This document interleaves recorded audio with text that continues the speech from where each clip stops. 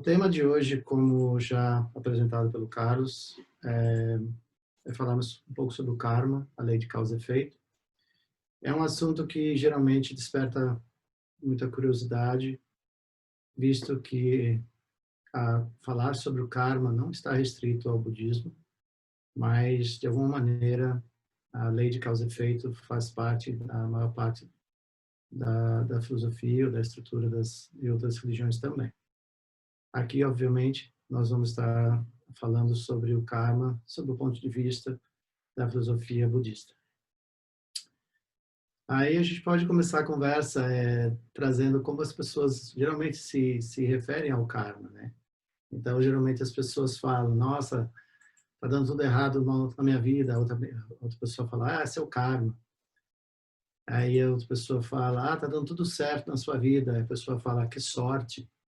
Engraçado, né? Porque a gente tem a percepção dessa maneira. Por que a gente fala, quando está dando tudo certo também, que é o karma, né? Porque seria a coisa mais razoável de dizer. Se vai tudo bem, é o karma. Se não vai bem, é o karma. Então, talvez a gente possa começar a falar sobre isso simplesmente pensando o que a palavra karma significa. A palavra karma simplesmente significa ação. E para toda ação há uma reação, há um efeito, né? Então, o que acontece com o karma? Por que ele acaba sendo uma temática que desperta curiosidade, né?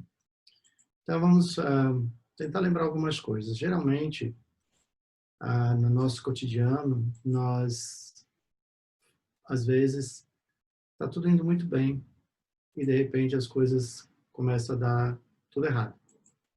Param de dar certo, alguma coisa estranha acontece. E nós nos perguntamos a maior parte do tempo, por que isso está acontecendo? Estava indo tão bem, por que agora as coisas não estão indo bem? O que mudou? Né? Então, a gente tem que buscar uma razão. E, às vezes, a razão não é encontrada. Da mesma maneira, de repente, a nossa vida passou tudo a dar muito certo. As coisas que estavam assim, como a gente fala no cotidiano, né? Todas as coisas estavam tão encalhadas e agora parece que tudo, né, deslanchou. Que maravilha, a gente está feliz, né? E também talvez a gente não encontre resultado, ou não encontre uma resposta, né, coerente para essas mudanças, tentando explicar a partir da nossa vida no cotidiano, assim como nós a realizamos no dia a dia. Então, eu gosto de pensar no karma da maneira como a gente percebe, né, no nosso dia a dia. Então, talvez, se nós começarmos a termos um pouquinho mais de acuidade no examinar o nosso dia, por exemplo, né? Suponha que você chegou no fim do dia, você foi para casa, tomou seu banho, jantou, tal, e foi descansar, foi dormir. E você resolva olhar seu dia do começo dele para o fim. E aí, talvez, nessa leitura, você vai chegar em algum momento do dia que você possa compartilhar, né, com a sua família. Então, estava indo tão bem, de repente, deu uma coisa que mudou. Eu não sei o que foi que eu fiz. Se você olhar seu dia de trás para frente, ou seja, da noite para amanhã, você vai ter uma leitura diferente do seu dia. Se eu ler do café da manhã para a janta, eu vou ver causa, efeito, causa, efeito, causa, efeito. Se eu olhar da janta para o café da manhã, eu vou olhar efeito, causa, efeito, causa, efeito, causa. Então, se chega um determinado momento que o dia ficou esquisito, e você tentar lembrar quais foram as ações bem anteriores àquele momento que as coisas ficaram esquisitas. Talvez você encontre que mesmo inconscientemente você tenha dito uma frase a um funcionário, respondeu um e-mail muito apressado, fez alguma coisa não pensada, ou fez uma coisa com a mente distraída, ou iludida com alguma coisa, que é o que geralmente acontece conosco. Né? Ainda mais hoje em dia, que nós costumamos, hoje em dia, uma demanda de uma resposta muito rápida, dado aos mecanismos de comunicação que nós temos hoje em dia. Parece que nós somos, parece não, né? Nós somos exigidos a responder e-mails, responder WhatsApp, postar coisas no Twitter, entrar no Instagram. E muitas vezes nós não acompanhamos bem o que estava acontecendo anteriormente. E a gente entra na metade de uma conversa e coloca uma resposta. E essa resposta acaba ecoando, ela vai produzir seu resultado, vai produzir sua consequência, vai produzir seu efeito. E aí, de repente, a gente começa a receber respostas e a gente não entende as respostas que estão recebendo. Mas eu também não lembro o que eu escrevi anteriormente. Então, isso é só para a gente entender que no cotidiano, assim, no cotidiano bem próximo, né, de um dia, no decorrer de um dia, muitas vezes nós, na pressa de responder coisas, não percebemos bem o que estamos escrevendo, o que estamos dizendo, a quem estamos respondendo, e acaba tendo seus próprios efeitos, seus desdobramentos, e depois a gente tem que correr atrás e tentar consertar isso. Mas por um bom momento a gente não sabe bem, não consegue lembrar por que começou a haver aquelas respostas, aquele movimento contrário a tudo que eu pensei que estava indo bem. Isso pensando numa coisa que aconteceu muito recente. Agora começa a estender um pouco mais, né, essa visão de coisas que têm acontecido há uma semana atrás, há um mês atrás, há 6 meses atrás. O que a gente pode imaginar é que cada ação do pensar, falar e agir que nós temos, ele vai semeando. Sementes vão sendo colocadas. E em algum momento, essa semente vai começar a produzir seus frutos. Quando as causas e condições surgirem, forem adequadas, propícias, essas sementes vão começar a germinar. E aí o que nós vamos colher vai ser o que nós semeamos. Então aí a gente começa a compreender um pouco melhor o que é o karma. Então a palavra karma em si, ela simplesmente significa ação. Então, a toda ação há uma reação, há um efeito. Então, se por distração nós falarmos alguma coisa, fizermos um gesto, esse gesto, essa palavra for percebida ou ouvida por alguém, ali já foi semeado uma reação. Então, eu não sei quem escutou o que eu disse. No filme O Gladiador, se eu não me engano, há um momento que a fala conduz uma coisa assim: as nossas palavras ecoam na eternidade. No budismo, a gente chama, no tibetano em particular, a gente fala lung, vento. Então, uma vez que você tenha dito algo, uma vez que esse algo foi disparado, a gente não tem como parar mais isso. Porque a gente não sabe quem escutou, quantas pessoas escutaram, e muito menos nós temos controle de qual a interpretação que essas pessoas deram aquilo que nós dissemos ou as ações que nós fizemos. Então, pensando um pouco nessa linha, já nos convida a uma reflexão sobre: será que nós não devíamos ter mais atenção sobre o que nós pensamos, falamos e fazemos, sabendo que o que se ecoa a partir dali, os desdobramentos que podem acontecer a partir dali, já não estão mais sob o nosso controle. Esse é um ponto. O outro ponto também diz respeito a nós somos sensibilizados, né? Nós somos tocados, nós somos afetados, ou nós somos estimulados, né? O tempo todo. Pelo que ouvimos, pelo que vemos, pelo um aroma que sentimos, uma comida, um paladar. De alguma maneira, nós somos um corpo sensorial. E, de alguma maneira, nós recebemos estímulos o tempo todo. E nós reagimos a esses estímulos. Eu estou usando a palavra reagir para denotar que reagir pode ser consequências dos automatismos da ação, dos automatismos do pensar. E a palavra agir diz mais respeito a eu fui sensibilizado por algo, fui estimulado por algo, mas eu dediquei algum tempo, mesmo que seja segundos, para sentir como aquilo me tocou, para que então eu produza uma ação em resposta àquilo.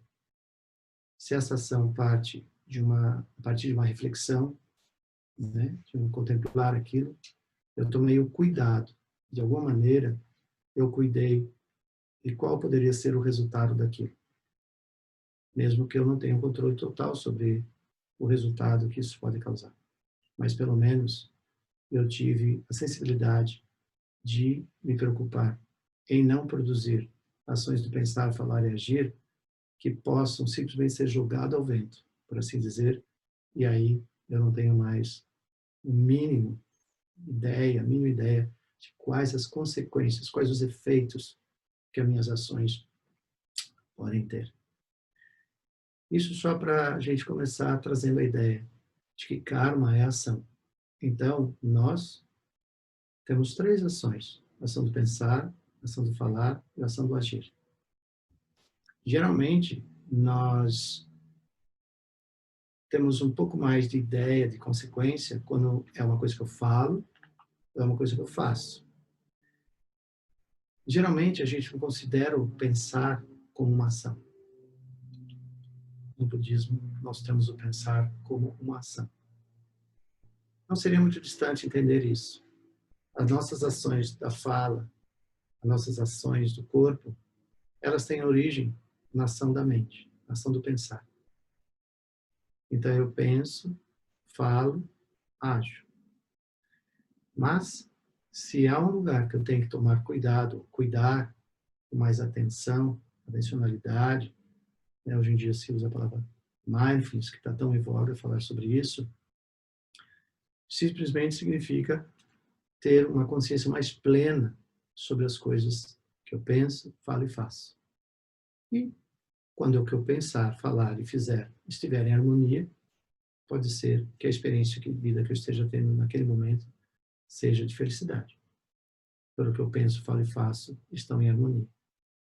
Mas quando essas 3 coisas estão em desarmonia, em desequilíbrio, aí a possibilidade que nós venhamos a ter ações cujo efeito, consequência, poderá ser experienciada como sofrimento, de alguma maneira. Então, desenvolvendo essa ideia inicial, eu convido para uma outra reflexão. Somos 7 bilhões de seres humanos habitando o planeta hoje. Basicamente, a aspiração fundamental de todo e qualquer ser humano é ser feliz. Mas, talvez, o que nós tenhamos experienciando a maior parte do tempo sejam emoções aflitivas, angústias, ansiedades, medos, confusões, insegurança. Mas parece contraditório. Se a minha aspiração, a minha não, né? De 7 bilhões de pessoas, é ser feliz. E nem vou falar sobre os animais, que eles também querem ser felizes, certo? Mas vamos conter a conversa aqui em nós, seres humanos, né? Então, se a nossa aspiração é ser feliz, por que que talvez alguma das nossas ações tenha entregue de volta para nós, enquanto resultado, experiências de não felicidade, de algum tipo de sofrimento? Essa é uma reflexão necessária quando nós pensamos no karma. Simplesmente por saber que karma, a palavra karma é ação. Então, aquilo que eu experiencio na minha vida são as consequências das minhas próprias ações. Mas a gente pode pensar ação do coletivo, né? Ação do coletivo, das pessoas envolvidas, a gente pode falar em tudo isso. Karma familiar, karma de um país, karma de um continente, né? A gente pode pensar dessa maneira também. Mas daí, 1 hora e pouquinho de conversa não ia dar conta de falar sobre tudo isso. Então, nós vamos focar mais nós mesmos, nas nossas próprias ações, né? Porque pelo menos aí nós podemos ter um micro-universo mais próximo, onde eu possa observar, avaliar o que realmente está coemergindo a partir das minhas ações. Ok? Então, se todos nós temos a aspiração de uma vida feliz, realizadora, positiva e construtiva, não seria difícil imaginar que, se esse é o nosso propósito, as nossas ações do pensar, falar e agir deviam dar suporte, sustentação, sentido e significado a esse propósito. Correto?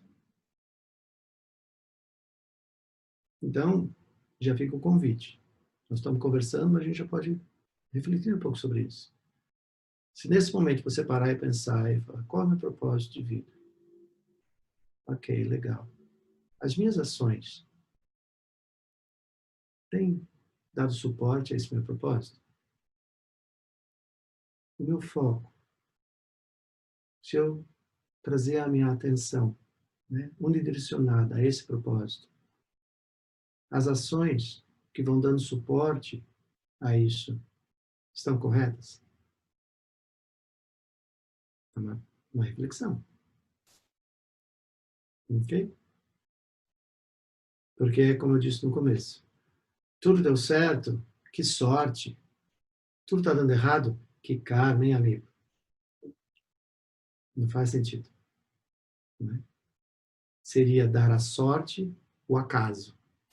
E a experiência de dificuldades, consequência das suas ações, não é congruente, talvez, pensar dessa maneira. É só uma conversa, uma reflexão. Então, se nós aspiramos por felicidade, nós devemos dar mais atenção a se as nossas ações dão suporte a esse propósito. Começamos por aí.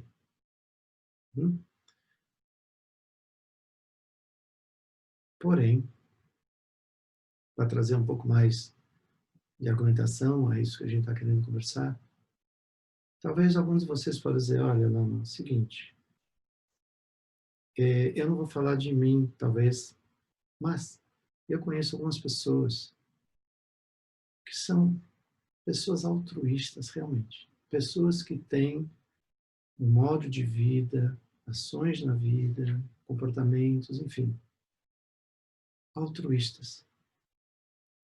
E elas, de repente, só como exemplo de conversa, desenvolveram doenças muito terríveis, de muito sofrimento. Como é que pode isso? Como é que o senhor explica isso? Se é ação e efeito, causa e efeito, uma pessoa que dedicou a vida dela ao bem, sempre praticou o bem, e assim por diante. Nós conhecemos pessoas assim, certamente que conhecemos.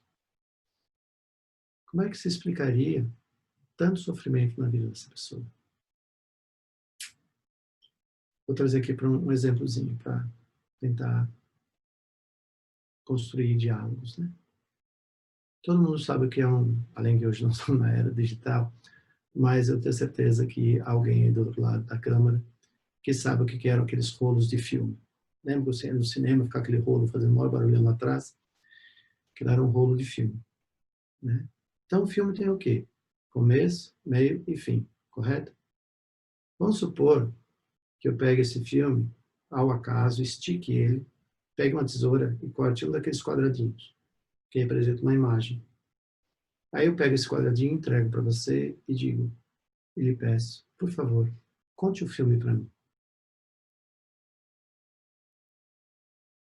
É possível contar o filme? A partir de um único negativo do filme, um quadradinho do filme? Não, não é. Porque eu não sei o que veio antes e não sei o que veio depois. Eu só consigo ver esta imagem.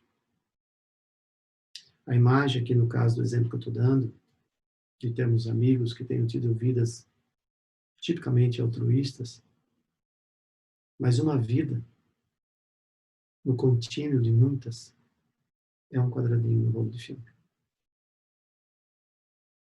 Então, eu vejo a vida dessa pessoa, eu vejo esta vida desta pessoa.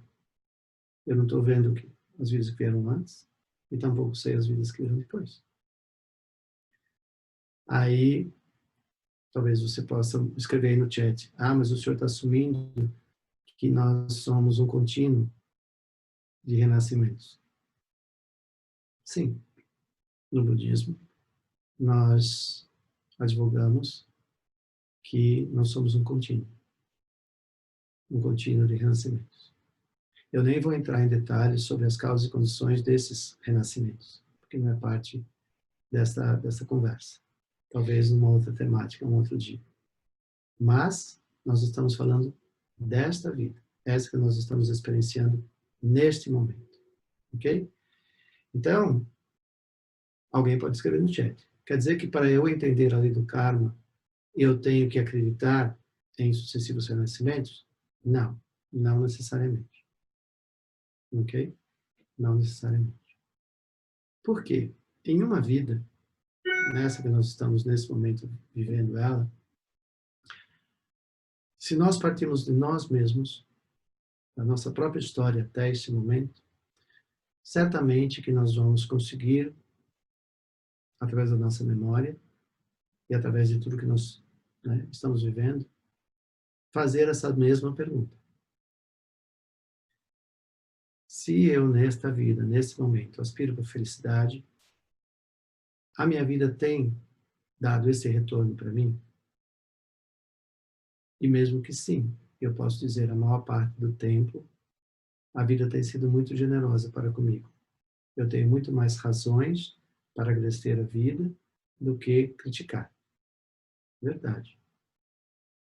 Mas isso também depende do quão flexível, do quão acolhedor você é para consigo mesmo. E isso é uma herança kármica. Então, tentando construir uma ideia bastante ampla para ir trazendo um pouco mais de foco no final, nós não necessariamente precisamos crer em vidas anteriores e vidas futuras, ou contínuos renascimentos, para entender a lei do karma. Mas certamente que se você que fez a pergunta, eu tenho um amigo, conheço pessoas que estão aí com seus 70 anos, o exemplo de uma vida altruísta. Por que agora ela está passando por tantos e tantos sofrimentos?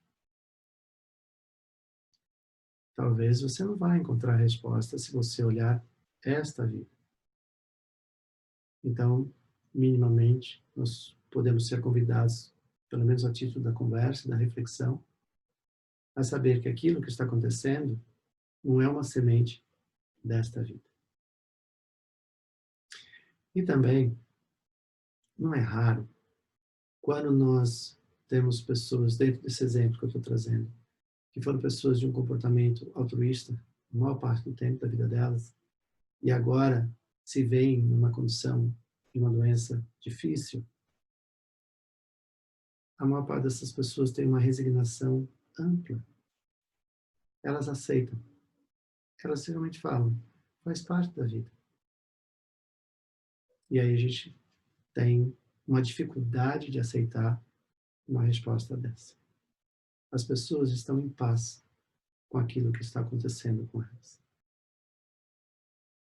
Então, tudo isso carece de uma contemplação, de uma reflexão, para que a gente possa verdadeiramente vir a dar a esse tema karma, minimamente, uma visão mais ampla sobre isso.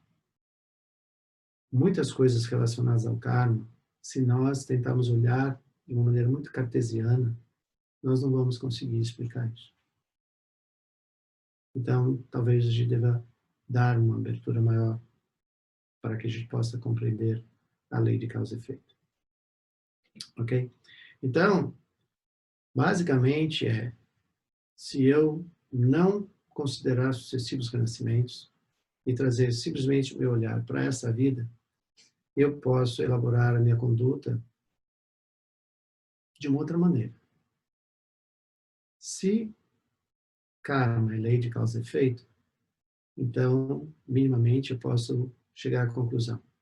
Se eu tiver ações negativas, o resultado pode ser sofrimento, impactante de alguma maneira, fora daquilo que eu planejava.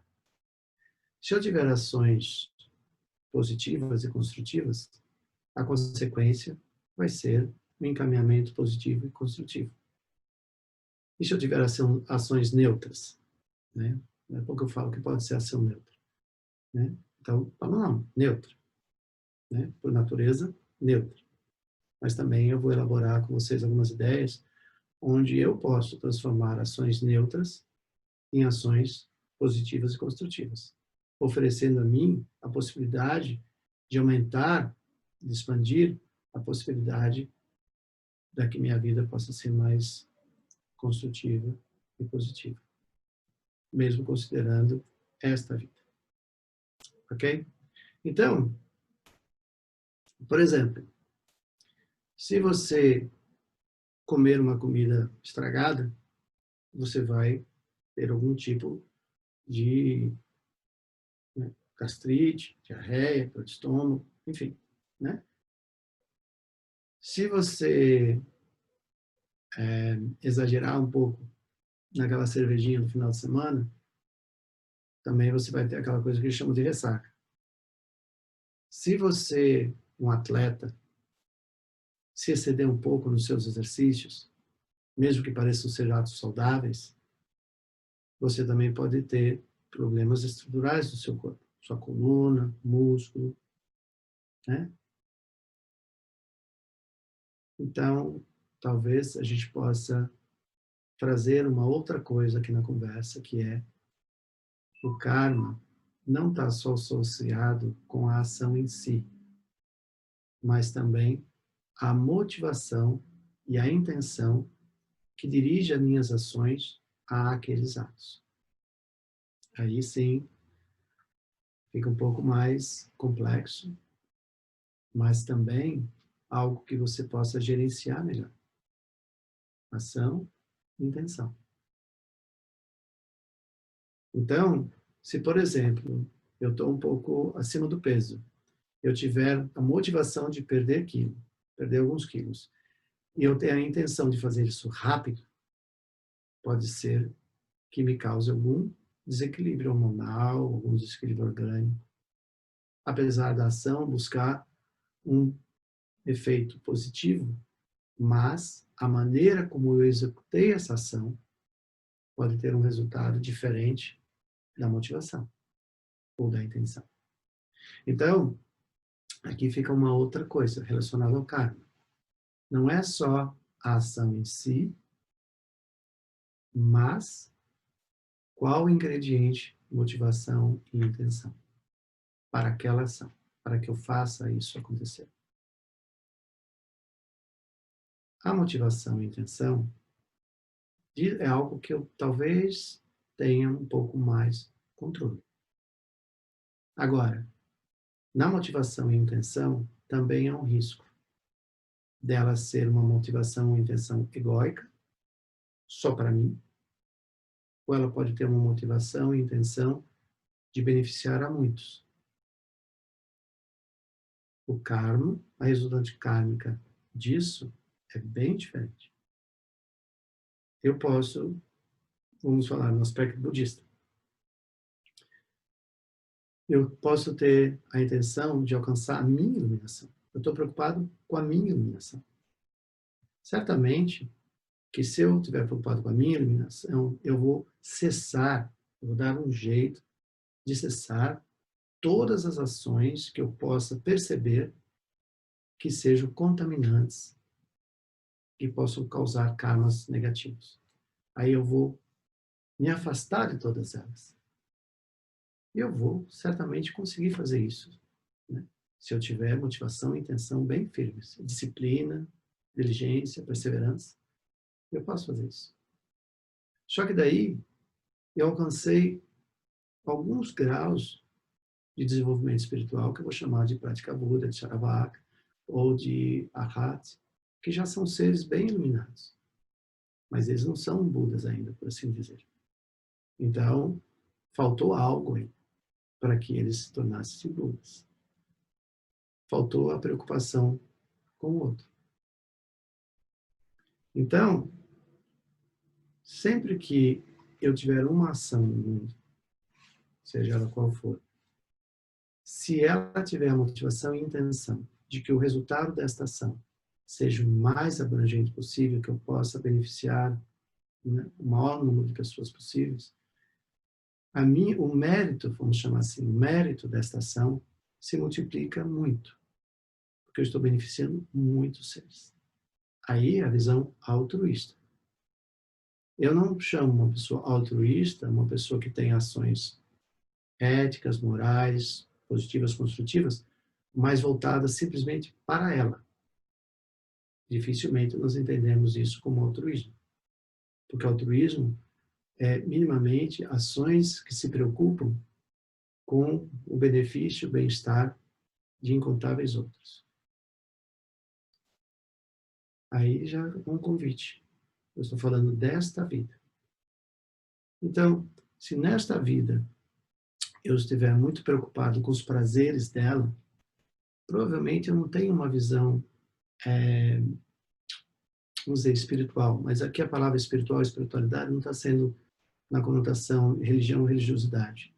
Mas a palavra espiritual, espiritualidade, está sendo mais no sentido de que essas ações, quando resultam de uma visão pelos prazeres dessa vida, elas não estão norteadas por um sentido ético, moral, mas mais do que isso. Vamos só nortear aqui, que a palavra ética aqui, só para nortear um pouquinho a conversa, são as ações que eu tenho o cuidado que a resultante delas jamais venha a ser experiência de sofrimento a mim ou a outros. E a palavra moral, minimamente aqui, colocando de uma maneira, eu respeito o direito, a liberdade, a dignidade do outro. O outro, para mim, é importante, eu respeito a dignidade dessa pessoa. Jamais vou ter uma ação que fira, ultrapasse a dignidade dessa pessoa, do outro. Então, mais ou menos para nortear isso.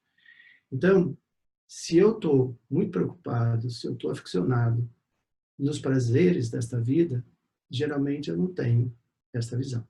Então, a gente fala, não tem uma visão espiritual sobre a vida. Se eu tenho prazeres, apego aos prazeres, né? Então, a primeira vista é apego a esta vida, ao que esta vida é. Eu não tenho essa visão para além dela. Se eu estou preocupado com os prazeres que esta vida me oferece, eu não estou preocupado com a renúncia. Eu sou incapaz de renunciar a alguma ação minha que me produz prazer para produzir causas e condições positivas e construtivas, ou seja, não produzir causas de sofrimento nem a mim nem ao outro. Se eu tenho apego aos meus próprios propósitos, eu não incluo o propósito do outro. Então, nesse aqui a gente fala que eu não tenho a preocupação com uma liberação de muitos seres sobre as experiências de sofrimento. E se eu tiver apego à minha própria visão, eu não tenho uma visão pura. Então, se eu ficar preso a esses 4 apegos, eu certamente vou estar produzindo ações no mundo, no meu cotidiano, que ao invés de produzir causas kármicas que venham me liberar de experiências de sofrimento, eu posso até ver prazeres, até posso ver alguns resultados positivos de curto prazo, mas ao longo prazo, ou seja, os efeitos dessas ações, elas vão resultar em algum tipo de sofrimento. Então, aqui vem uma outra olhada sobre o karma. As nossas ações, elas podem ter florescimento de curto prazo, mas a maior parte delas são florescimentos de longo prazo. Então, eu volto para o começo da conversa. Pode ser que nós não consigamos lembrar de ações que eu tenha cometido em algum momento dessa existência presente, que possam ter sido causas disso que eu estou experienciando hoje. Dificilmente a gente consegue conectar uma ação, uma experiência presente com uma causa distante do momento presente, mas mesmo dentro de uma vida. E por que disso? Também estava no começo da conversa. Nós, cada vez mais, enquanto sociedade, estamos nos movendo muito rápido em nossas necessidades de prover respostas. Então, muitas das nossas respostas hoje não estão cunhadas em um pensamento amplo, em uma visão mais ampla, que inclui, inclusive, pensar sobre a consequência ao longo prazo. Então, por exemplo, se eu não sei a consequência de cortar uma árvore no quintal da minha casa, qual seria a consequência de desmatar alguns milhões de hectares na Amazônia? Por exemplo, sem uma vontade de fazer apologias de política atual, mas é simplesmente um exemplo de cara. Se eu poluir o ribeirão que passa aqui dentro da minha propriedade, é um ribeirãozinho. Mas esse ribeirãozinho vai desaguar em algum lugar, que vai desaguar em algum lugar, que vai desaguar em algum lugar e que vai parar no oceano. Então, dificilmente eu consigo perceber que alguma coisa que está acontecendo no oceano possa ser consequência dessa pequenina poluição que eu estou fazendo no ribeirãozinho aqui de casa. Entende o que eu quero dizer? Então, karma em si, nós não sabemos quando essas sementes, a gente trata karma como sementes. Eu não sei quando essas sementes vão florescer, mas certamente ela vai florescer. Quando causas e condições forem adequadas ao florescimento desse karma, ele vai florescer. Essa é a única dúvida que o karma não deixa. Ele vai florescer. Não há nenhuma ação cuja reação não surja. Isso é lei da física. É uma lei universal. Causa, consequência. Talvez, só para a título de reação, de conversa, seja essa falta me desculpe, falta de responsabilidade nossa, nas nossas ações, é porque o karma não floresce tão rápido. Porque se eu comer uma comida estragada no restaurante, fui num restaurante hoje, comi uma comida, me fez mal, esse fazer mal fez hoje, fez já. Eu não volto mais naquele restaurante, porque eu não quero ter essa experiência. Quero? Não quero. Mas pode ser que eu tenha uma ação hoje. Por exemplo, se a gente falar no Covid, já estamos falando de Covid. Qual é o problema do Covid-19? Primeiro que ele é assintomático. Então, não sei se eu tenho. Como eu não estou sintomático, eu assumo que eu não tenho. Se eu encontrar com algumas pessoas hoje, eu só vou saber que eu estava quando elas, daqui 14 dias, mostrarem-se sintomática. Alguma delas, por exemplo. Mas como se passaram 14 dias, pode ser que essas pessoas tenham tido contato com outras, tantas outras. Então, não fui eu. Foi alguém mais, mas não fui eu. Correto? Só a título de reflexão.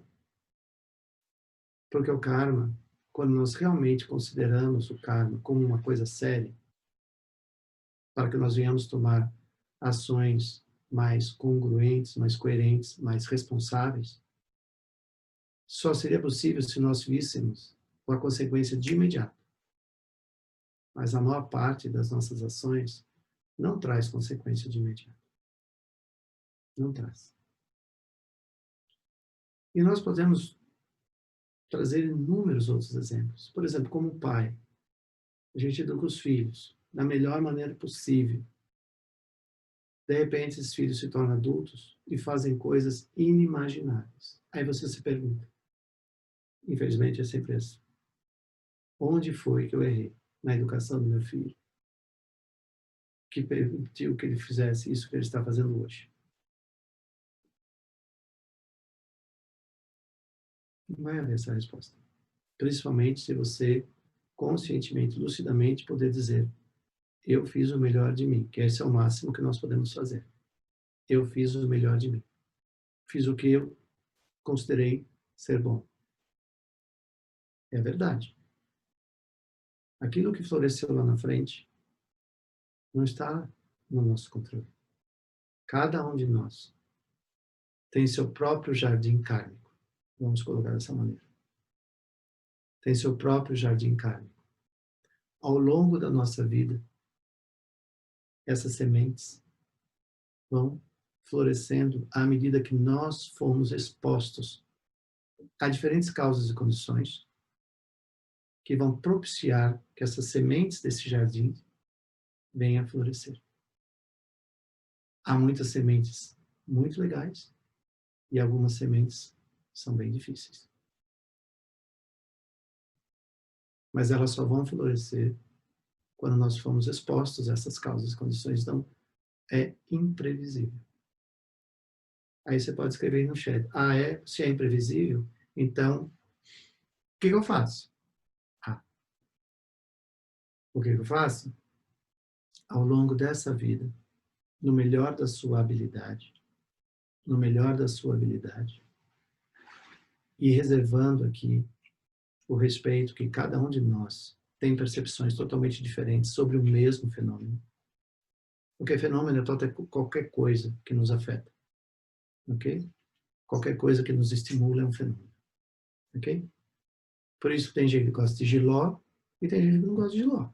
Tem gente que gosta de mousse de chocolate, tem gente que não gosta de mousse de chocolate. Tem gente que gosta de inhabenta, tem gente que nem sabe o que é inhabenta. Correto? Por que que, se nós fôssemos iguais, todo mundo gostaria da mesma coisa? Que legal que não é, né? Então, no melhor da sua habilidade, evite toda e qualquer ação do pensar, falar e agir que você, ao longo da sua vida, já teve alguma experiência que tais ações resultaram em algum tipo de desconforto, de atritos, infelicidade. Tente lembrar delas. E, no melhor da sua habilidade, evite. Não faça mais. Renuncie à ideia, à ilusão sobre aquilo. Da mesma maneira, certamente, que todos nós temos ações que nós temos a alegria de lembrar delas, porque elas promoveram sentidos de felicidade a outros e a você. E aqui a gente pode até cotar um filósofo indiano, Shantideva, que diz que a experiência de uma felicidade genuína é aquela que surge quando nós somos felizes ao ver a felicidade do outro.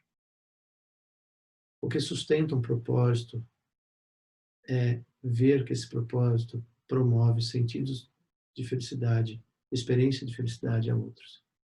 Então, aqui já fica mais ou menos, né, um GPS de lugares que você deve evitar, de lugares que você deve ir.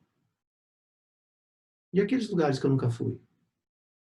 Ofereça a você a experiência de experienciar. E dê a esse lugar a oportunidade dele aparecer para você como ele é. Seja lugares físicos, sejam pessoas, seja o que for. Ou seus próprios pensamentos. Então, se nós quisermos realmente, pensando que karma, pensando nesta vida, não estou nem falando em outras, né? Vamos lá, essa vida. Se eu quiser, pelo menos, ter um GPS de como eu devo agir para cessar experiências de sofrimento e principalmente para que eu não crie maiores ainda, né? Causas e condições de sofrimento. Eu vou pensar um pouco mais nas minhas ações do corpo, da fala e da mente. E aí, quando eu for falar das ações do corpo, eu posso dividir isso em 3 coisas: não matar, não roubar e não ter má atitude sexual. É o corpo que faz isso. Então, o que é não matar? É não matar nada, preferencialmente nada, ok? Muito menos seres que você possa ver, até mais. É impossível, você pode dizer, Lama, quando a gente anda, a gente mata inseto. Quando a gente está dirigindo o carro, a gente mata insetos. É verdade. Mas você não teve a intenção de matá-los. Você não saiu de casa com o propósito de pisar em todas as baratas, em todas as formigas, todas as minhocas. Você não saiu de casa com essa intenção. Saiu? Bom, se saiu, não saiu mais. Né? Sabe quando alguém te corta no trânsito e vem aquela vontade de estrangular aquela pessoa? É uma ação da mente. Não tenha. Mas, Léo, tenta mudar o pensamento. Pensa assim, pode ser que essa pessoa esteja com uma pressa, né? Vai ver que ela precisa acudir alguém em casa, vai ver que ela está atrasada, o dia da entrevista dela. Ou seja, tenta trazer um pensamento positivo. Não pense mal. Porque daí isso vai estimular você a permanecer nesse estado de raiva. E vai pensar até, sabe aquele pensamento de vontade de matar essa pessoa? Aí piorou. Porque você estimulou isso. Você pensou isso. Sabe aquele motoqueiro que passa, bim, bim, quem, passa na sua frente e te corta? Aí você tem vontade de correr atrás dele. Já pensou se não tivesse trânsito? Você, quando aquela raiva surge, e não tivesse nenhum trânsito, e você corresse atrás dele, ia estar na sua imagem, no seu GPS, dar uma pancada nele, jogar ele na parede? Vamos supor que não tenha trânsito e você faça isso. Aí passou sua raiva. Você jogou ele na parede e passou sua raiva. Na hora que passar sua raiva, você vai olhar o que você fez. Você não vai comportar o que você fez. Porque você não saiu de casa para fazer isso. Saiu? Não. Mas na hora que você foi fisgado por uma raiva, você fez. E você criou uma causa kármica enorme. Entende? É disso que nós estamos falando. Essas coisas nós podemos fazer. Essas coisas estão ao nosso alcance. Sempre que eu perceber minha mente envolvida, né, nessas coisas, eu devo cessar. Então, não matar. Não roubar. Não roubar é coisa simples. Bem simples. Não pegue nada que não te tenha sido oferecido. Brincadeirinha. Vamos supor que a gente trabalha na mesma sala, ok? Eu deixei minha caneta em cima da mesa. E fui ali tomar um café. Voltei e não achei caneta. Aí eu olho, poxa, o pessoal aqui está ficando cada vez pior, né? Até caneta. E aí você fica pensando, alimentando isso. Até que no fim do dia, faltando 1 para 5, seu amigo chega, ah, olha, desculpa, peguei sua caneta, esqueci de devolver. Aí você fala, obrigado. Só que das 10 às 5, quantos pensamentos você não teve? Lá no cafezinho, você deve ter falado para alguém, olha, colega, fecha bem sua bolsa, tá? Que tem alguém levando coisa aqui dentro. Não é assim? Isso é horrível. A gente produz karmas fazendo isso. Então, não roubar. Roubar é pegar qualquer coisa que não tenha sido oferecido. Não ter má conduta sexual. Vamos resumir a conversa. Não tenha nada com alguém que não seja seu parceiro ou parceira. Não atravesse a vida dos outros. Não deixe que o seu desejo, né, faça com que você vá se aproximar de pessoas que já estão comprometidas. Não faça isso, se possível. Então, essas 3 ações são ações do corpo. Aí a gente tem ações da fala. Mentira. Não existe mentirinha e mentirona. Existe mentira. Então, se nós pensarmos o efeito de uma mentira, o que pode impactar a vida de uma pessoa? Mentir para ela. mas talvez o GPS seja perguntar a você mesmo, qual a razão de eu mentir? Não há nenhuma razão de mentir. Aí vocês podem escrever aí no chat. Se eu tenho um membro da minha família, nós fomos no médico, foi diagnosticado com a doença terminal, eu não vou falar a verdade para ele, vou? Vai. Você não vai falar, olha, você vai morrer. Você não vai falar assim. Obviamente que não. Você vai usar de meios hábeis para ter uma conversa, acima de tudo, acolhedora, amorosa, respeitosa. Mas nós devemos dar o direito ao outro de saber. Porque ele tem o direito de resgatar muitas coisas na vida dele, antes de morrer. Um paciente terminal, ele pode estar doente, mas ele não é a doença. Ele vai morrer, mas não morreu ainda. Se ele estiver lúcido, ele vai ter um tempo para resgatar tantas coisas que pode ser que esse período terminal venha a ser o período de maior realização da vida dele. Nós não temos o direito de tolher isso dele. Ok? Então, não mentir é não mentir. Não existe, para a mente, não existe mentirinha ou mentirona. Existe o hábito de mentir. De esquivar-se de uma responsabilidade. A mentira é o esquivar-se de uma responsabilidade. Então, não mentir. Quando você tiver que falar com alguém alguma coisa mais séria, mais pontual, necessário, não seja ríspido, não use palavras de agressão, não use palavras duras, não fale alto e não ofenda a dignidade do outro. Não há necessidade de falar isso. Você pode falar mais, hoje em dia, como é que vocês falam? Ácido, né? Mais ácido uma conversa possa ser. Ela, primeiro, qual é a intenção de ter uma conversa dita ácida? Qualquer conversa, mesmo que ela seja no sentido de corrigir um comportamento, você vai ter muito melhor resultado se você acolher a pessoa, primeiro, respeitar ela, segundo, saber que errar é humano. E errar, na verdade, faz parte dessa grande coisa que todos nós temos, ignorância. Nós ignoramos uma outra maneira de falar, pensar e agir sobre determinada coisa. Então, não há necessidade de punir a pessoa com suas palavras e ofendê-la. Acolha a pessoa, respeite-a e fale o que tem que falar. Mas não há necessidade de ofendê-la, seja por que via for. E a outra coisa é essa coisinha do cafezinho, né? Conversa fiada. Muitas vezes as conversas fiadas são ditas conversas idle talk, significa conversa sem uma motivação específica, mas já que a gente não tem de quem falar, vamos falar de alguém. Acaba sendo a dita fofoca. E a fofoca é uma coisa extremamente nociva. Então, isso são respeito à fala. Aí tem a ação da mente. Né? Nós falamos corpo, fala, mente. Então, ações da mente. Ações da mente pode ser, a pior de todas elas talvez seja a cobiça. Né? É da mente isso. É eu ver a felicidade de alguém e querer ter a causa daquela felicidade.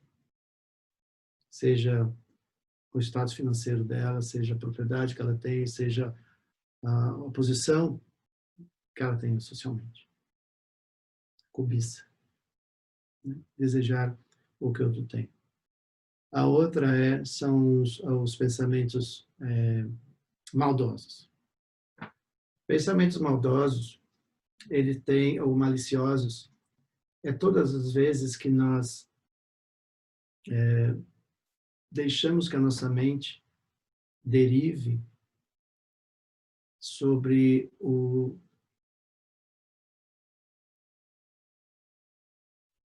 querer degrenir a imagem de uma pessoa. É causar,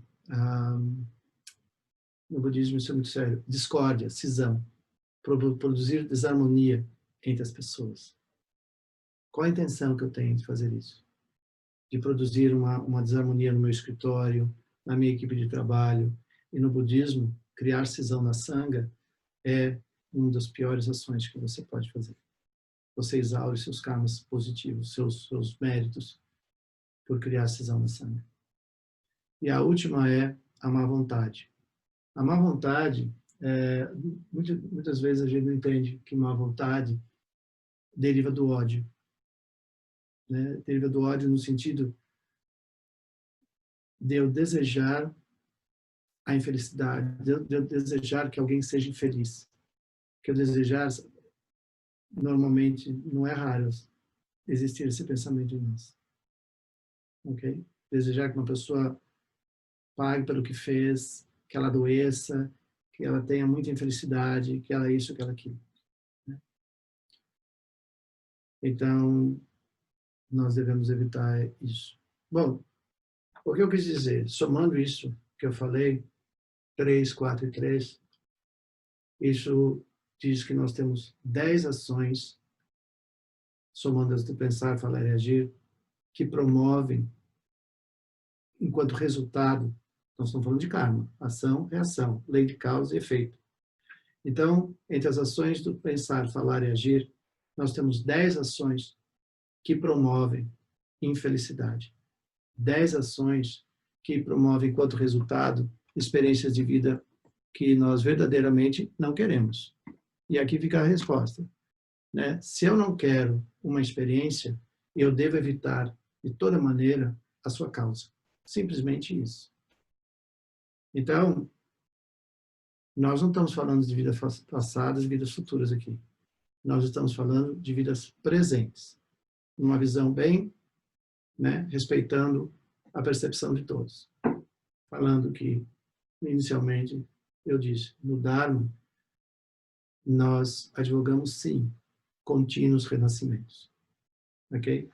Então, um praticante da filosofia budista, ele se preocupa, sim, com as suas ações, porque ele sabe que isso pode ocorrer em renascimentos não meritórios, não auspiciosos, renascimentos de sofrimento.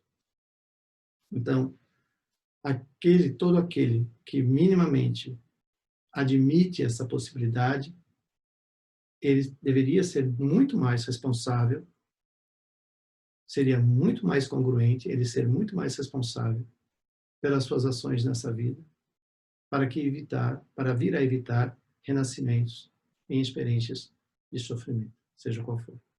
Então, mas se eu não tenho afinidades com esse pensamento, ok, nesta vida, no aqui e no agora, no hoje, para adiante. Se você gostaria de saber como que eu posso nortear as minhas ações no mundo, para que eu não venha produzir sofrimento a mim mesmo e aos outros, enquanto consequência das minhas ações. Então, está aqui a receitinha que eu deixei para você. Né? Ações de pensar, falar e agir. Então, do corpo, evite matar, roubar e ter má conduta sexual.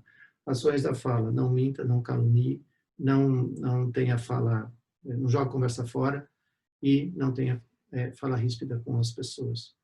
E sobre a sua mente, a maneira como você percebe o mundo que você habita. Não cobice o que as pessoas têm, não tenha pensamentos maliciosos e não tenha má vontade. Não deseje que as pessoas tenham sofrimento. Ok? Essas são as causas que produzem experiências de sofrimento. Causa, efeito. O que seriam, então, as causas meritórias? Quais seriam as ações que seriam GPS para a experiência de felicidade? Resposta simples. Renuncie todas essas que eu acabei de citar como causas de experiência de sofrimento. Todas as vezes que você se perceber com essa ação da fala, com essa ação do corpo, né, ou com essa ação da mente, que eu acabei de citar como GPS para sofrimento, renuncie a elas. Gradualmente, não vai acontecer do dia para a noite, mas se discipline. Use a atenção introspectiva. Para aqueles que praticam meditação, é isso que a gente faz, tanto em shamatha quanto em vipassana. Para aqueles que estão fazendo curso de mindfulness, ou seja, estar mindful, não? Plenamente consciente do que você pensa, fala e faz. No todo dia, no toda hora, onde você estiver. Então, mindfully, ou seja, plenamente consciente, dirige as suas ações do pensar, falar e agir a não produzir causas de sofrimento e a produzir causas e sentidos de felicidade. Sabendo que como nós estamos inseridos nesse ciclo do nascer, crescer, envelhecer e morrer, nós chamamos isso de ciclo samsárico. Nada dentro desse ciclo é permanente. Boa notícia. Mas pode se tornar um hábito vicioso. Ok? Porque muitas das ações do corpo, fala e mente que promovem sentidos de sofrimento, na experiência, ela é prazerosa. Na consequência, ela é sofrimento. Ok? Então, uma coisa simples. Drink and drive, por exemplo. Beber é prazeroso. Ter a irresponsabilidade de pegar um carro depois de tomar muito, pode produzir você atropelar alguém, matar alguém, ferir a si mesmo ou matar a si próprio. Certamente que você não saiu de casa com essa intenção. Mas depois de umas, você perdeu a lucidez e teve ações não lúcidas, promotoras de sofrimento. Então, se nós realmente nos preocuparmos com o karma, nós vamos ter mais diligência sobre o nosso meio ambiente mental, para que não produza ação da fala e ação do corpo. Ok? Então, você deveria, né, se abster de matar, se abster de roubar, se abster de mentir, se abster de ter uma má conduta sexual. Não está dizendo para você ser celibatário, está dizendo para você não ter má conduta sexual. Ok? E aí, se você matar um inimigo por raiva, você tem uma vida curta. Animais, gente, seja o que for. Isso é na filosofia budista. Se você roubar, você vai experienciar pobreza, miséria em algum momento. Se você ter má conduta sexual, as suas relações humanas, as suas relações conjugais, ou seja, qualquer relação afetuosa que você venha a ter, vão ser curtas, muito traumáticas, infelizes. Porque causa e efeito. Então, dentro do ciclo do renascimento, que a gente chama, né, do ciclo sansárico, que tem 6 reinos, essas ações do matar, seja como for, do roubar e da má conduta sexual, vai dar a você renascimento daquilo que a gente chama infernos. Mas vamos manter-nos vivos por enquanto e falar assim, quantas vezes você já viu alguém falar assim, minha vida está um inferno, cara? Se você falar para ele, descreva o inferno para mim, porque eu nunca tive lá. Ele vai dizer assim, olha, cara, pega dinheiro emprestado a juros altos, entra na vida do outro, fala mal do outro. Ele vai dizer para você o inferno que ele está enfrentando. Não consegue pagar as contas, perdeu o casamento e está sendo difamado. Por exemplo, a vida dele se tornou um inferno. Não é assim? Então, o inferno não precisa ser o morrer aqui e nascer ali. Já que, talvez muitos de vocês que estejam assistindo não acreditem nisso. Mas a experiência é nessa vida mesmo. Não precisa ser na outra. Né? Então, se eu tiver a mania de mentir, de seduzir os outros, né, para me dar coisas ou eu roubar coisas, eu nunca vou ter prosperidade. Minha vida sempre vai estar patinando. Sabe aquele momento que você parece que agora vai dar certo e, some? Isso é consequência kármica. E se você tiver uma má ação sexual, você vai ter relações muito instáveis e difíceis. Então, dentro dessa cosmologia toda budista, né, onde a gente divide isso em 6 reinos, então as experiências desses reinos são as consequências das nossas ações no mundo. Ok? Então, se eu tiver ações positivas e construtivas, elas têm a habilidade de ir cessando e pacificando e purificando essas aflições emocionais todas que eu descrevi no começo da nossa conversa. Ok?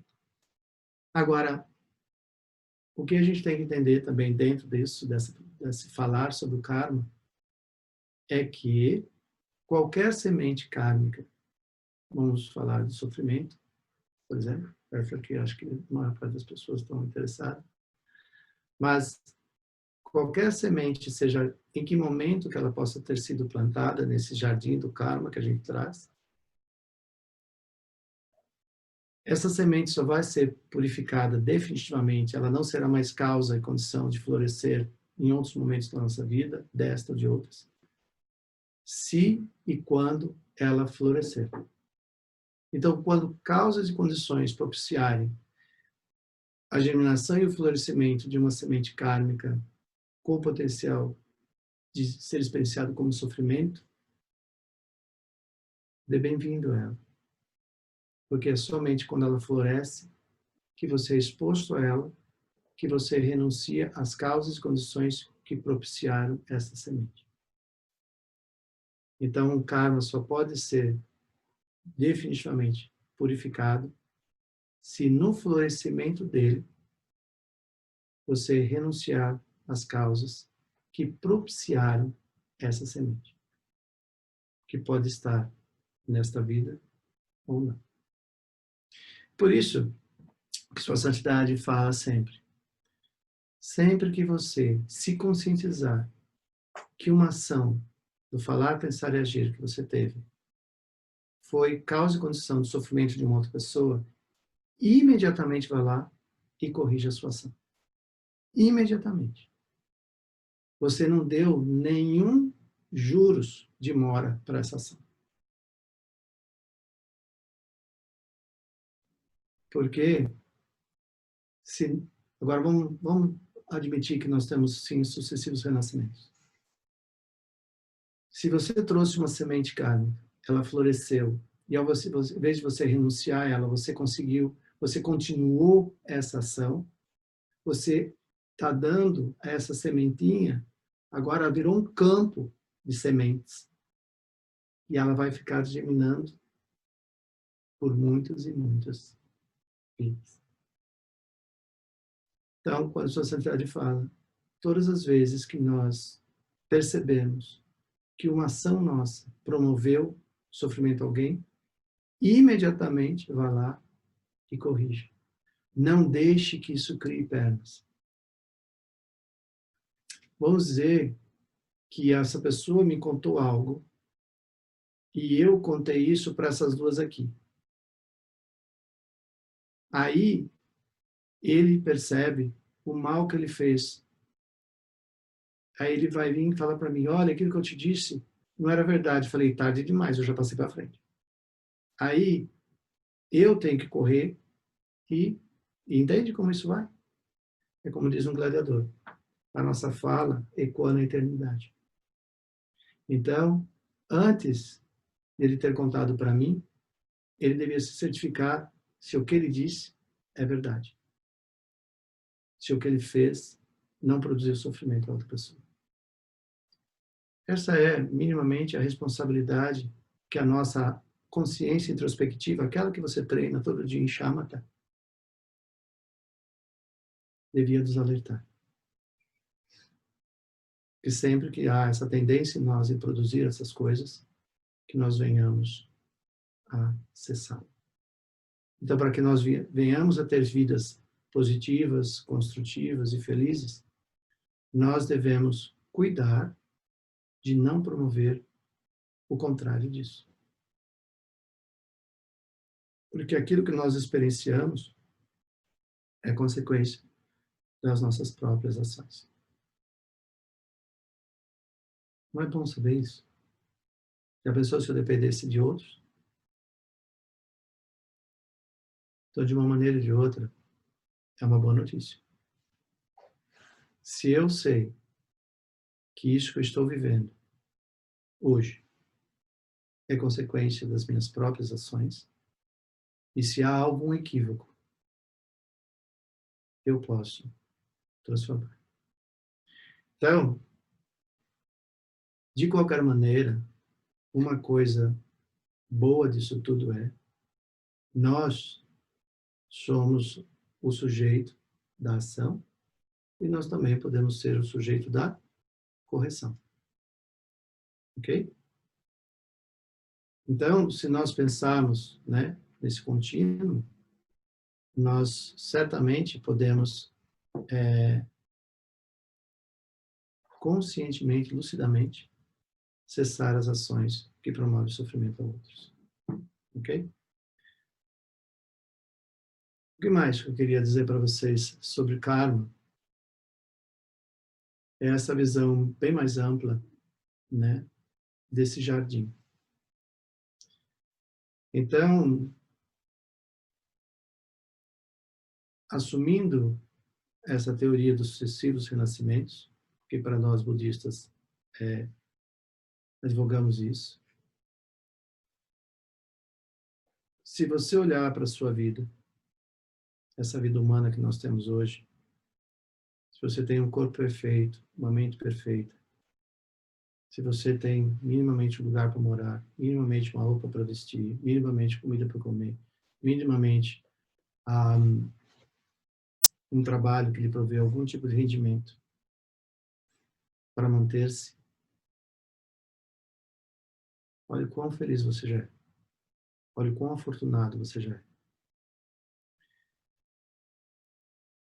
Guru Padmasambhava, uma figura muito importante dentro da cosmologia budista, Guru Rinpoche, ele diz, se você quiser saber quais foram suas vidas passadas, olhe sua vida presente.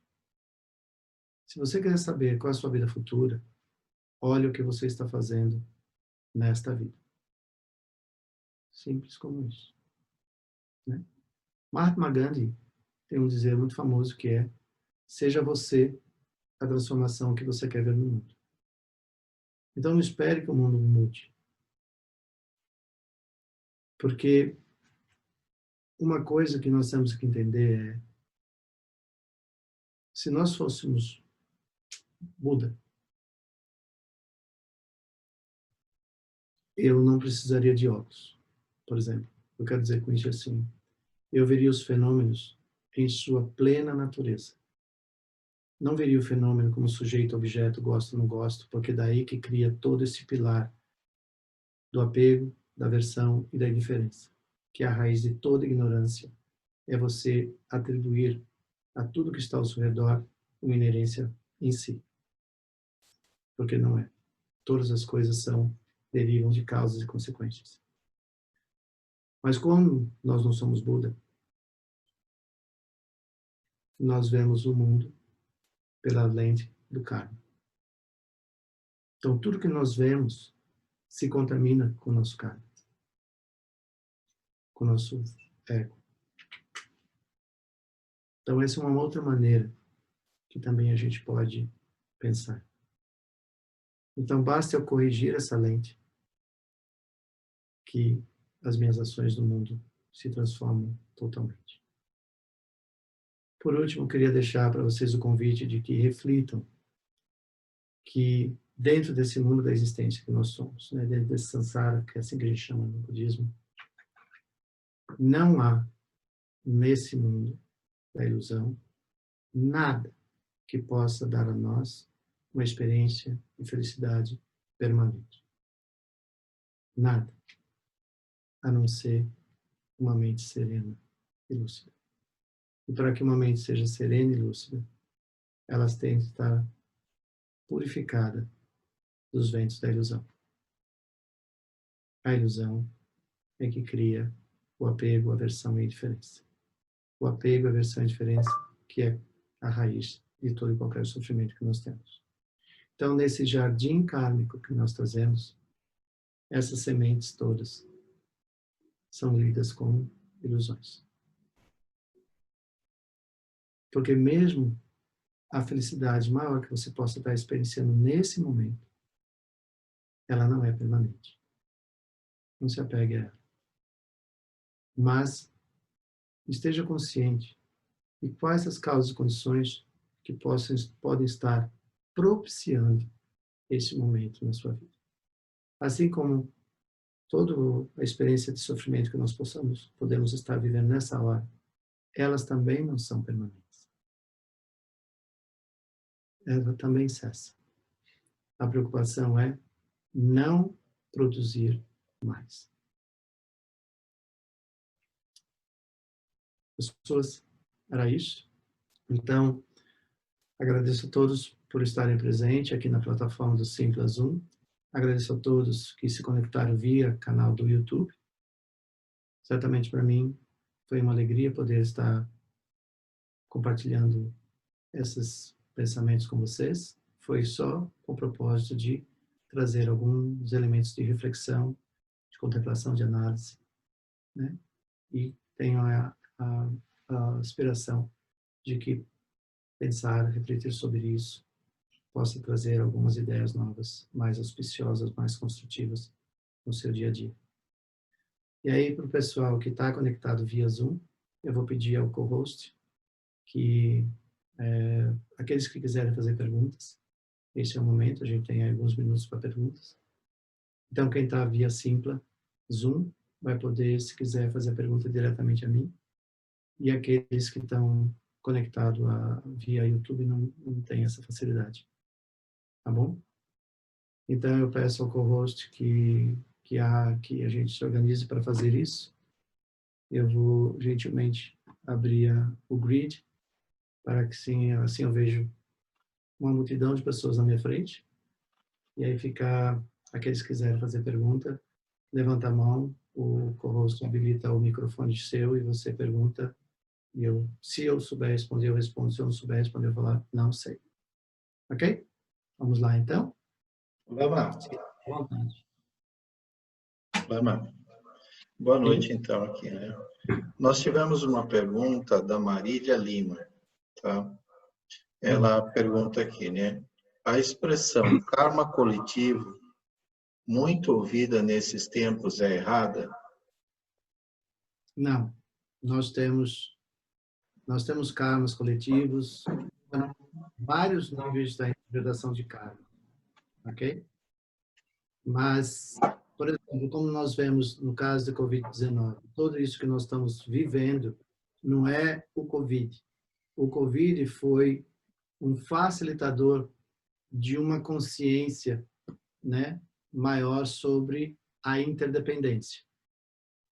Então, quando nós pensamos em interdependência, nós começamos a ter uma ideia da corresponsabilidade que nós temos em relação às nossas ações. Que foi o exemplo, por exemplo, se eu contaminar o meu ribeirãozinho aqui, eu não tenho ideia do coletivo que eu posso estar atingindo.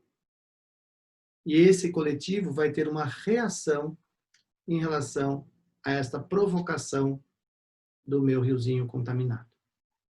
Então, qualquer coisa que nós experienciamos coletivamente, né, diz respeito a uma resposta comum, mas não norteada com ações semelhantes sobre uma mesma afetação. Ok?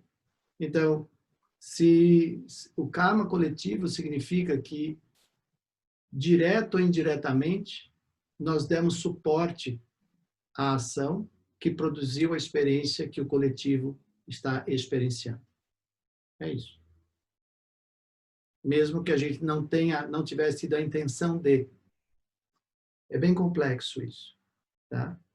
Por exemplo, se eu estou numa roda de conversa, eu não concordo com aquilo que está sendo dito, mas eu não digo que eu não concordo. E eu estou sempre presente naquela roda de conversa. O interlocutor principal da roda de conversa vai assumir que eu concordo com ele.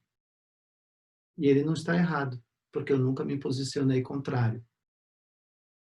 Ok?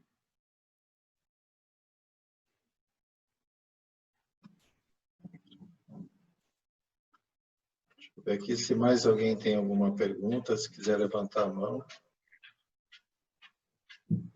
Tá, mas eu vou abrir aqui, tem a Anaí, né? Ela vai falar com você.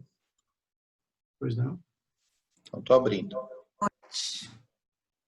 Boa noite, Nair. Tudo bem?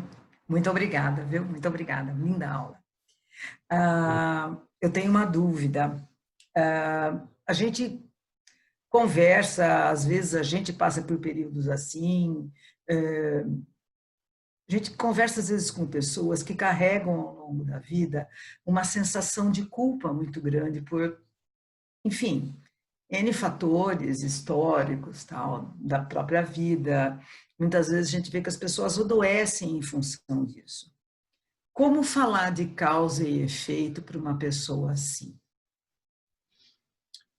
Nair, a primeira coisa vem no começo da sua pergunta, né? Se uma pessoa se sente culpada, é uma percepção particular dela sobre a maneira como ela interpreta a sua própria vida. Nós não temos como nos colocar no lugar dela para ter essa percepção que promove nela essa sensação de culpa. Não há como nós fazermos isso. Ok? Então, quando nós estudamos autocompaixão, uma das coisas que nós somos convidados a pensar, a contemplar, para nós podermos vir a desconstruir essas percepções de culpa, de que eu não sou merecedor, que tudo acontece por causa de mim, isso não é para mim, ok? Uma das coisas mais importantes é nós refletirmos sobre aquilo que é comum à humanidade, nós contemplarmos sobre as coisas que são inevitáveis, nós observarmos se a nossa aproximação perante a vida não é ingênua, no sentido que nós não amadurecemos um olhar sobre as coisas, e nós também podemos refletir sobre o quanto nós nos permitirmos sermos felizes. Então, são várias maneiras de eu me aproximar disso. Mas, veja bem, eu ser sabedor disso é uma coisa. A pessoa se permitir a refletir nesses vários níveis é fora o íntimo dela. A nossa compaixão diz que nós devemos respeitar. Também a nossa empatia diz que nós devemos acolher. E quando isso se torna uma aspiração de alguma maneira, beneficiar, ajudar aquela pessoa, nós podemos simplesmente dizer a ela que nós estamos ali e que se em qual momento que ela precisar e nos eleger alguém que possa participar desse momento dela, que nós vamos ficar felizes em fazer isso. Mesmo não sabendo como solucionar, mas simplesmente oferecer a nossa presença, a nossa amizade, a nossa ternura, o nosso afeto. Muitas vezes isso funciona muito bem para que a pessoa se sinta amada, respeitada, acolhida, segura e protegida. E a partir deste ambiente, ela possa querer conversar sobre isso. Ok? Mas não há como nós mudarmos a percepção de uma pessoa. A mudança deve surgir dela. Mas nós podemos ser facilitadores dessa compreensão. Ok?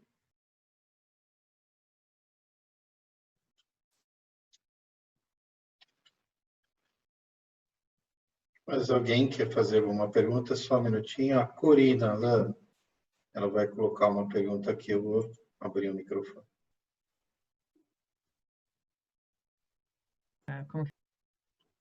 Fechou de novo. Agora sim. Okay. Falando das ações negativas do pensamento, muitas são causadas pela ignorância, pela falta de autoconexão, não sei se isso existe, mas a má vontade e raiva. Frequentemente, eu pelo menos tenho tido contato com pessoas que são simplesmente pessoas raivosas, pessoas de temperamento enfurecido. E numa pergunta aí meio na linha da Nair, como ajudar essas pessoas? As pessoas simplesmente parecem que andam xingando as paredes, sabe assim? Aquele Capitão Haddock do Tintim. Ok. Eu acho que hoje em dia, nesse presente momento que nós estamos vivendo, há muitas pessoas demonstrando esse comportamento. Ok? E é entendível. Não é uma coisa que surpreende. Ok? Pensando que, de repente, nós somos convidados a simplesmente romper, né, com nossos hábitos, com os nossos automatismos. Muitas pessoas entendem o isolamento social como um tolher de sua liberdade, o direito de ir e vir. Né? Hoje, né, nesse momento. Então, quando nós... E hoje nós estamos, sei lá, quase com quantos meses? Quase 4 meses, né? Que nós estamos aí vivendo essa experiência. Não tem sido uma experiência fácil para ninguém. Né? Então, as pessoas, de uma maneira ou de outra, começam a experienciar isso dessa maneira como você narra. Elas já não se aguentam mais. Elas não estão comportando mais isso. E para alimentar isso tudo, existe um não saber de como isso vai terminar, quando isso vai terminar, como as coisas serão pós isso. Isso falando dessa situação atual. Mas vamos dizer que a sua pergunta também se refere a um tempo pré tudo isso que está acontecendo. Também, nós sabemos que o século XXI, ele é o século da depressão. Ou seja, hoje a depressão é a pior doença afetando a humanidade. Se nós formos olhar qual é a raiz da depressão, ok? Desde que não seja uma patologia orgânica, fisiológica, mas que seja uma depressão causada pela falta daquilo que eu vou chamar o nosso DNA de seres humanos, que é a sociabilidade, no sentido dessa experiência social, enquanto o prover da experiência do afeto, da ternura, da convivência, do significado, do sentido da vida, né? Então, por exemplo, se nós olharmos para Sêneca, que diz a vida é ser útil a alguém, ao outro, e eu pensar, mas eu estou num isolamento, eu não estou podendo ser útil a ninguém, essa é uma visão equivocada, porque o isolamento é uma maneira de nós respeitarmos o direito e a saúde do outro e a nossa. Mas até que eu chegue nesse lugar para ter essa interpretação, eu tenho que romper com várias visões que já estão muito enraizadas em mim. Então, para qualquer jovem adolescente, por exemplo, adolescência, qual a característica da adolescência? É esse convívio intenso entre eles. De repente, você está tolhido disso. Para onde que vai toda essa energia, né, que caracteriza um adolescente? Ok? E se nós pensarmos em nós, mais velhos, né, também precisamos do convívio social. Então, isso tudo que está acontecendo, não está acontecendo por causa do que está presente nos últimos 4 meses, mas isso, na verdade, já vem vindo. A violência nas escolas, o índice de violência familiar já estava em um índice muito alto, muito antes da pandemia. Agora, imagine trazer tudo isso que já estava e enclausurar isso dentro de um apartamento, dentro de uma casa, dentro de uma cidade. A explosão não é de surpreender a ninguém. O problema talvez seja que enquanto sociedade, nós estamos demorando muito a trazer os meios hábeis, as ações enquanto seres humanos, né, em termos de sociedade mesmo, desde a microfamília, um pouco mais aos nossos amigos, muito mais ao nosso ambiente de trabalho, as escolas, nossos filhos estudam. Está demorando por demais nós respondermos a essa carência da humanidade. A humanidade que eu falo aqui é da qualidade humana. Ok? O quanto nós temos criado no sentido de permitir nutrir o humano que há em nós. Então, não é surpresa tudo isso. Não é de hoje, não é dos últimos 4 meses que isso está acontecendo. Isso já vem acontecendo há alguns anos. E não é um privilégio de nenhum país. Isso está sendo global. Tanto é que considerar a depressão como a doença da humanidade é um posicionamento da OMS. Então, é uma avaliação em termos da saúde mental e emocional da humanidade como um todo. Agora, nós podemos trazer isso no micro-universo da nossa família, no micro-micro de nós mesmos, quanto nós dedicamos nosso dia a cultivar as nossas qualidades humanas. A nossa amorosidade, a nossa bondade, entende? Aí, quanto nós conseguimos praticar isso no seio da nossa família e assim por diante. Então, não é de hoje que há uma violência muito grande, verbal, primeiro mental, emocional, verbal e física, porque ela vai se externando. Aquilo que começa dentro começa a se externar, né? E nós tivemos isso de várias formas: o bullying, violência familiar, as violências de bairro, comunidade, e assim por diante. Então, não é de hoje. Porque há necessidade também na resposta da Nair é que nós venhamos a nos tornarmos mais humanos e temos coragem de enfrentar isso e temos coragem de externar isso. Aquilo que ele chama de comum à humanidade. Comum à humanidade hoje é uma carência de afeto, ternura, bondade, generosidade, compreensão, paciência, tolerância, aceitação. A lista é grande. Mas diz respeito à nossa carência humana. E aí, se eu for falar sobre karma, as ações que eu produzo enquanto eu estou nesse enfrentamento da minha própria confusão são ações inconscientes, basicamente. Porque eu não estou tendo mais a lucidez dos atos que eu estou tendo. Mas as consequências dele certamente estão surgindo. Ok? Oi, Lama. Oi.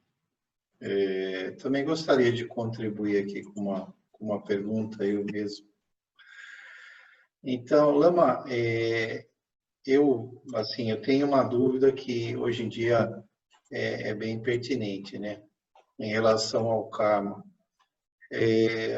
Muitas pessoas, é correto afirmar que se você sentir alegria por uma ação virtuosa de uma pessoa, ou de uma ação virtuosa, você tem esse mérito por se sentir feliz por uma ação virtuosa, e o contrário também é correto afirmar. Hoje em dia, muitas pessoas elas ficam felizes com coisas ruins que acontecem. Segundo, acontece uma coisa que não foi ela que fez, mas é uma coisa muito ruim, mas ela acaba se sentindo feliz por aquilo. Seria um karma essa pessoa se sentir feliz por uma ação virtuosa de uma terceira pessoa? Uma das maiores...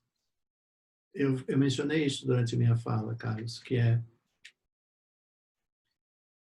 o que nós carecemos muito hoje em dia é de ter regozijo pela felicidade do outro, pelo sucesso do outro, pelo bem-estar do outro e assim por diante, né?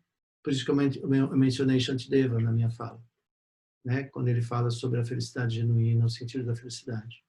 Então, quanto mais regozijo houver em nós, frente a observarmos, né, a felicidade, o sucesso, a prosperidade do outro, nós estamos produzindo certamente uma ação mental virtuosa. A sua segunda pergunta é justamente em relação àquilo que eu falei da não qualidade do pensamento, ou seja, da mente, que é a má vontade. Lembra que eu falei que a má vontade é um ódio que decorre, né, de você desejar o mal do outro ou se contentar com a experiência de infelicidade do outro. Que é a sua pergunta. Isso é um desmérito, isso é um karma negativo.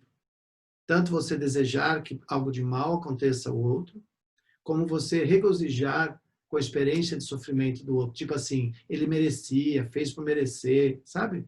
Essas falas populares. Então, nós devemos vigiar nossa mente em relação a isso. Tanto no sentido, se há regozijo, se eu me sinto feliz de ver o outro feliz. Então, existem 2 níveis aqui. Um é eu me sentir feliz de perceber que as minhas ações estão promotoras de felicidade ao outro. Eu me sinto feliz por isso, não orgulho e vaidade, mas eu me sinto feliz. E a outra é eu regozijo com a felicidade do outro, independente se foi a minha ação promotora daquela felicidade ou não. Eu regozijo com a felicidade do outro. Eu fico feliz de vê-lo feliz, eu fico feliz de ver o sucesso profissional dele, a promoção dele. Tudo isso. Ok? Isso é mérito, karmas positivos. O outro é o contrário disso. É quando eu tenho essa má vontade no sentido de aspirar que o outro sofra, mas se eu não posso fazer nada para fazer ele sofrer, mas se eu sei que ele está sofrendo, independente de quem é a causa, só de saber que ele está sofrendo, eu tenho regozijo. Isso é um desmérito, isso é um karma negativo extremamente forte. Ok?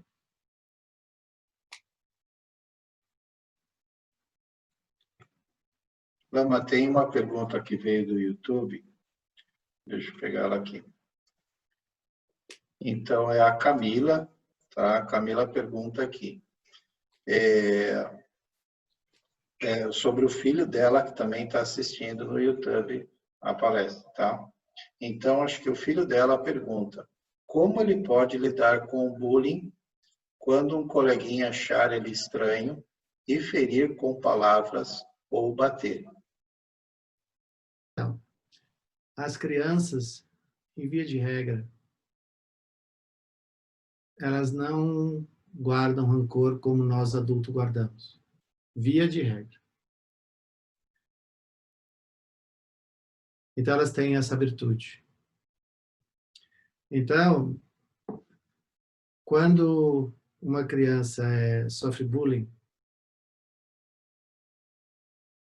é nós pais que temos que auxiliá-la em desconstruir a possibilidade que essa criança venha desenvolver rancor ou venha desenvolver algum medo das suas relações sociais. Ok? Então, se foi a criança que perguntou, a minha resposta a ela seria: olhe para o seu amigo, converse com ele, pergunte por que aquilo está acontecendo, tente conversar com ele, tente oferecer a ele uma oportunidade de conhecer melhor, porque talvez quando ele te conheça melhor, ele venha saber mais de ti e através de você ele venha reconhecer qualidades dele e nisso criar a oportunidade dessas crianças no mundo delas, no lúdico delas, de criança mesmo, né, reconstruírem a sua percepção uma da outra. Isso em relação à criança. E nós pais, o que fazemos quando a criança chega chorando, alguma coisa assim, porque algo aconteceu? Nós pais devemos ter essa mesma conduta. De não instar a criança a ter medo da outra, a ignorar a outra, ou a se afastar da outra. Nós devemos, de alguma maneira, construir emocionalmente, ludicamente, essa criança uma visão de que talvez a outra criança que a agrediu, talvez tenha uma percepção equivocada, confusa sobre ela. Como nós não sabemos qual é a educação que a outra criança tem, eu não consigo, né? É a tal do filme que eu falei antes. Eu não sei o que veio antes. Então, eu não sei o que constrói na outra criança essa visão né, de praticar o bullying. Eu não sei. É uma reação que essa criança tem sobre a criança que fez a pergunta. Então, a maneira de construir isso é sempre cultivando amor, bondade, compreensão e assim por diante, né?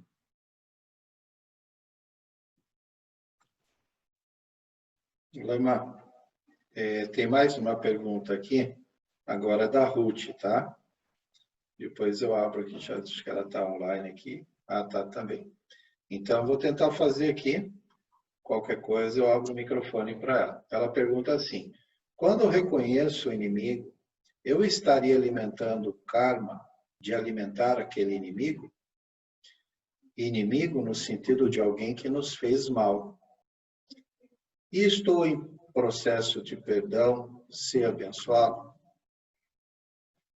Eu vou abrir aqui para a Ruth também, se ela quiser comentar alguma coisa aqui. Eu acho que eu entendi a pergunta. Eu vou respondê-la dentro do Tantra, que é assim: não há inimigos externos a serem destruídos, senão a ignorância que o construiu. Ok? Isso quer dizer o seguinte: toda vez que eu nomeio alguém um inimigo, esse alguém é o espelho de uma mente de raiva, ou seja, é o espelho da minha própria mente. Se eu perdoar o inimigo, seria o mesmo que perdoar a mim mesmo por essa visão. Mas isso não vai consertar a situação.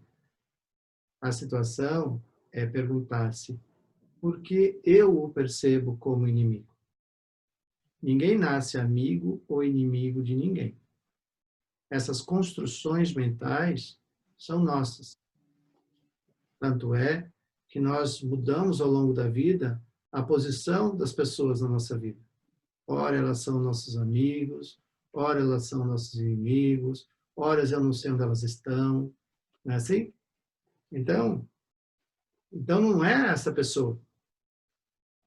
Então, na meditação, principalmente, nos treinos de meditação, uma das coisas que nós vamos percebendo é que não é a coisa, não é a pessoa, mas a maneira como eu a percebo.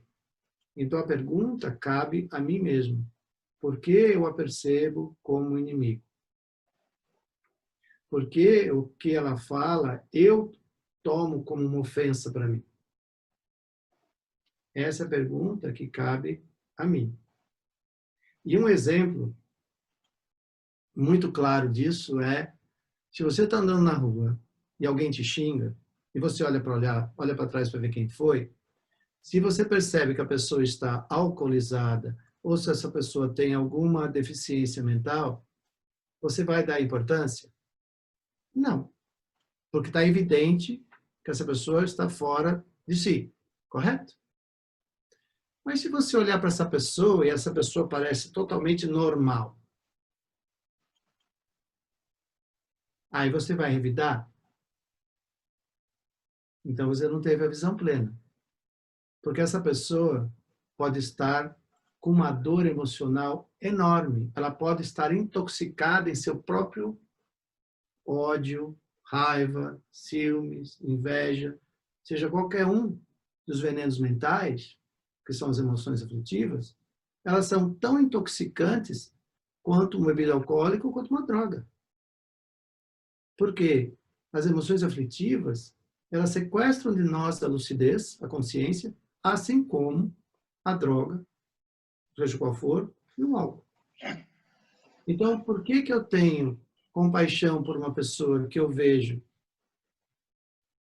que está alterada e não tenho essa mesma compaixão por outra pessoa que eu não reconheço qual a raiz da toxina que ela está, ou do tóxico que ela está, ou do que está intoxicando? Eu devia ter a mesma habilidade. Então, eu tenho que ter compaixão, mas, acima de tudo, autocompaixão. E saber por que o que essa pessoa fala me inquieta. Então, é muito mais profundo. Perdoar a outra pessoa talvez seja a saída mais fácil, porque não está me levando a essa reflexão muito mais profunda do porquê que eu me sinto ofendido por essa pessoa. Então, dentro do Lojong, do treino dos 8 pensamentos que transformam a mente, são 8 parágrafos que vai falar exatamente sobre isso. Vai me chamar a diferentes reflexões sobre por que eu me sinto ofendido, eu me sinto isso, eu me sinto aquilo, pelas ações de um terceiro. Então, eu tenho que fazer essa observação internamente. É a única coisa que muda a situação. Não esperar que o outro mude. Eu tenho que mudar, eu tenho que exercitar, oferecer a mim, minimamente, ser disciplinado e diligente nessa tentativa de desenvolver uma compreensão muito mais ampla sobre o fato, aquela realidade que eu vivi naquele momento.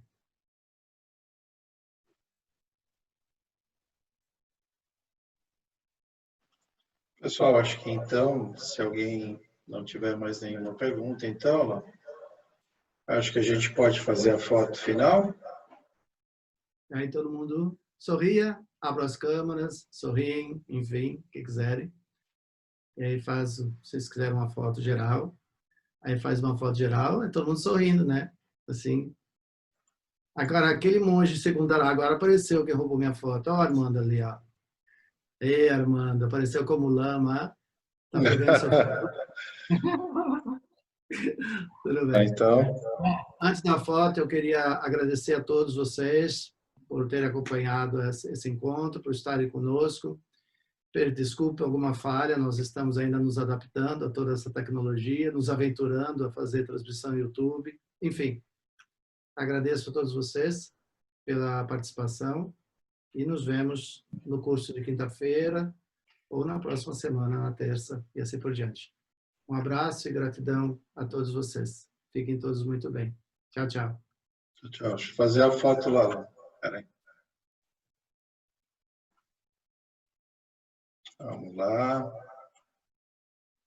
Saiu uma já. Só mais uma para garantir. Tem outras telas, né? Tem outras telas. Deixa eu ver aqui. Mais uma outra tela. As pessoas, agradecemos a todos aqui. E agradecimento especial ao Lama, que pôde nos dar esse belíssimo ensinamento. Obrigado. Obrigado a todos. Uma boa noite, boa semana. Boa noite.